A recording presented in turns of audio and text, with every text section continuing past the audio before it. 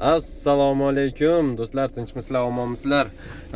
Ko'pchilik iltimosiga ko'ra bugun bu mavzuni ham gapiraman deb o'ylamodim. Oila mavzusi ayollarimiz, suyukli ayollarimizga tegishli.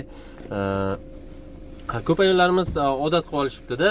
Misol uchun erlar ishga ketsa, telefon qilib, tez telefon qilib, nechida kelasiz yoki bo'lmasam nima ovqat qiling, qayerdasiz degan savollarni berib, bezda qilib g'ashiga tegishyapti ekanda.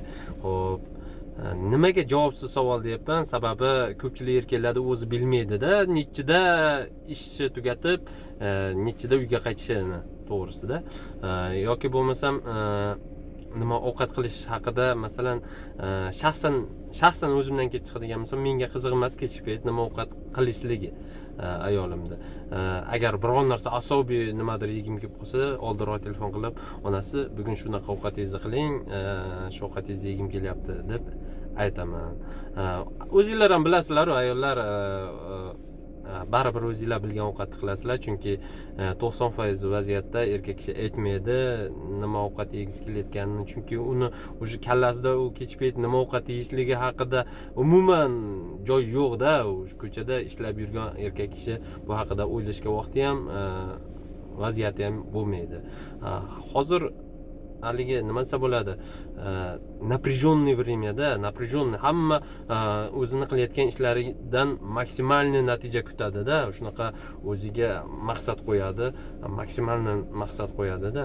Endi bu ishlar har doim ham o'xshamaydi. Erkak kishi depressiyada bo'lishi mumkin yoki bo'lmasa erkak kishiga nisbatan bir nohaqlik bo'lib turgan paytda o'zini haqligini isbotlashga harakat qilib, asabiylashib turgan vaqtida siz telefon qilib, dada soat nechida kelasiz deyishingiz menimcha ozgina noto'g'riroq bo'lib qolsa kerak.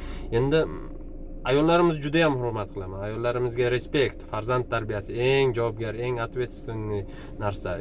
Uy ishlari, ozodalik, shirin ovqatlar qilishadi, internetlardan ko'rib tansiq taomlar tayyorlashadi. Erini kelishiga dostonda chiroyli qilib tuzab, chiroyli kayfiyatda kutib olishadi. Вообще молодец. Yana ham qaynotasi bilan yashaydigan ayollarga yana ham qiyin. Вообще hurmat qilaman. Zo'r ayollarimiz, gap yo'q, lekin aytishim kerakki, eringiz ozgina bitta jahli chiqib qolsa, mana shuncha qilayotgan ishlaringiz ko'ziga ko'rinmay qolishi mumkin-da. Bitta qattiqroq gapirib qo'ysa, keyin orangizga ozgina sovuqchilik tushib qolishi mumkin. Siz ham o'ylaysizda, keyin shuncha qilayotgan xizmatlarimga baqir chaqir qilishini deb bir-biringlar o'rtangizga ozgina tushunmovchilik tushib qolishi mumkin. Shuning uchun iltimos, e'tiborliroq bo'linglar. Savol berayotganinglarda ham, telefon qilayotganinglarda ham iloji bo'lsa shu zarur gapinglar bo'lmasa telefon qilmanglar. Erkak kishi o'zi ishi tugagandan keyin har bitta erkak kishi ham uyiga shoshadi, bolasini ko'rgisi keladi, sog'inadi. Endi siz kuni bilan telefon qilib, dadasi qayerdasiz, qachon kelasiz, nechida kelasiz deyursangiz, bu o'zi ishdan charchagan miyasi, telefon kelib qoldi. Ishdan charchagan miyasi uyga borgisi ham kelmay qoladi-da. Shuning uchun bir-biringlarni ozgina tushuninglar, ehtiyot qilinglar. Yana nima deyishim mumkin? Aytishinglar mumkin-da, to'lib turgan ekansan-da, shuni o'ziga, xotiningni o'ziga aytib qo'ya olmaysanmi deb. Men boshqalarni ko'pchilikning fikrini olib chiqyapman-da. Menda hammasi chotki, Xudoga shukr. Hammasi juda ham havas qiladigan darajada yaxshi. Bu ko'pchilikning fikri. Shuning uchun endi ba'zi bir ayollar bor ekanda, masalan, eri aytsa ham, xotin, men bilmayman o'zim nechida kelishligimni, ishim nechida tugashligini aniq bilmayman. Shuning uchun telefon qilib bunaqa savollarni beravermagin. Muhim gaping bo'lmasa telefon qilmay turgin ishdaligimda deb aytsa, keyin ertasiga bolalariga telefon qildirib, dadasini nechida kelishligini so'ratkizar ekanda. Yo'lini topish ekanda, shunaqa bir g'ashiga tekis kelib turadimi ba'zi bir ayollarda.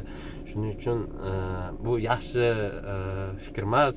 Shuning uchun iltimos, bir-biringlarni ehtiyot qilinglar, keyin tushunmovchiliklar bo'lib qolmasligi uchun.